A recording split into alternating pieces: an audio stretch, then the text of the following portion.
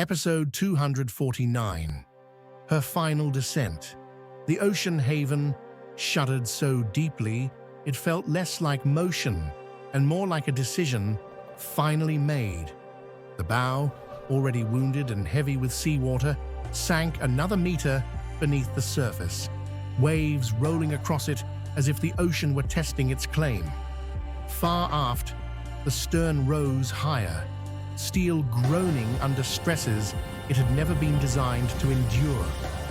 The angle sharpened brutally, transforming decks into walls and walls into cliffs. For those still aboard, gravity became an enemy, with no mercy left. From the lifeboat, Brent stared at the towering silhouette with a mix of rage and helpless grief tightening his chest. He had spent his life mastering ships, reading their moods, respecting their limits, but there was nothing left to do now except witness the end. The ocean haven loomed above them, lights flickering erratically along her length like a dying nervous system. "She's going," someone whispered behind him. Brent didn't answer, his jaw locked as he watched years of design, pride, and arrogance being erased by water and fire. Marilyn sat low in the lifeboat, arms wrapped around two children who pressed their faces into her jacket.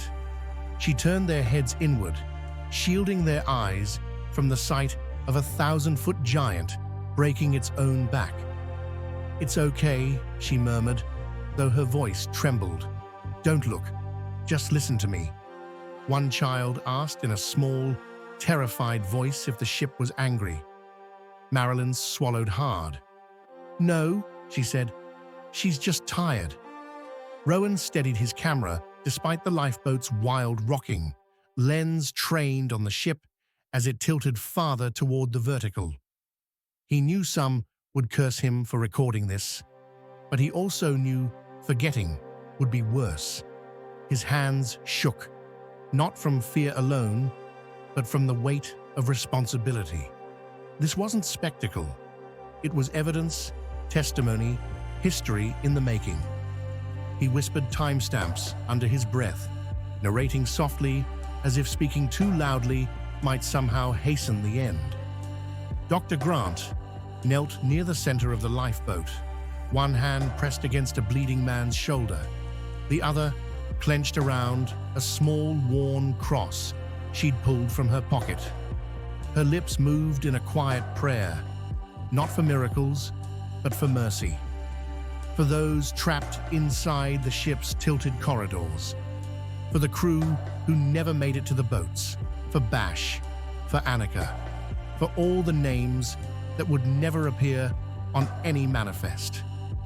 She closed her eyes briefly as the ship gave another terrible groan, like a living thing in pain. On board the ocean haven, chaos had thinned into something quieter and more terrifying. Those still alive clung to railings, pipes, anything that might hold them against the pull of gravity. In some places, passengers lay huddled together against bulkheads, realizing too late that there would be no more announcements, no more directions. A man prayed loudly in one stairwell, his voice echoing upward into darkness. Somewhere else, a woman screamed until her voice broke, then dissolved into sobs as water poured past her knees and climbed higher. The stern continued to rise, exposing propellers that spun uselessly in open air before grinding to a halt. Internal structures failed one after another. Decks collapsing into decks, furniture and machinery tumbling downward in thunderous avalanches. Each impact sent vibrations through the lifeboats below, felt as distant concussions through the water. The sound was overwhelming, tearing metal, rushing water, the shriek of stressed steel surrendering at last. "Brace," Brent ordered instinctively, even though there was nothing left to brace for. The lifeboat rose sharply on a swell, then dropped hard, spray crashing over them. He kept his eyes on the ship, memorizing every angle, every light extinguished, every section that vanished beneath the surface. Fury burned alongside grief. Fury at the choices that had led here, at the warnings ignored, at the lives traded for image and profit. Around them, other lifeboats bobbed like scattered leaves, survivors staring upward in stunned silence. Some cried openly, others sat frozen, mouths open, eyes reflecting firelight and lightning. A few shouted names into the void, calling for people they knew would never answer. One boat drifted too close, its occupants reaching out, as if proximity alone could save what was already lost.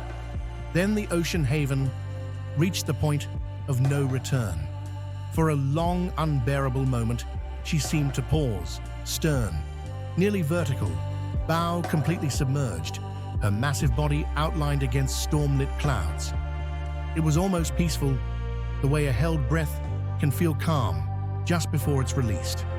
Rowan caught himself holding his own breath, lens steady, heart hammering. And then she went. The stern slipped, accelerated, and vanished downward with terrifying speed. Water rushed to fill the space she'd occupied, collapsing inward with roar that dwarfed every sound before it.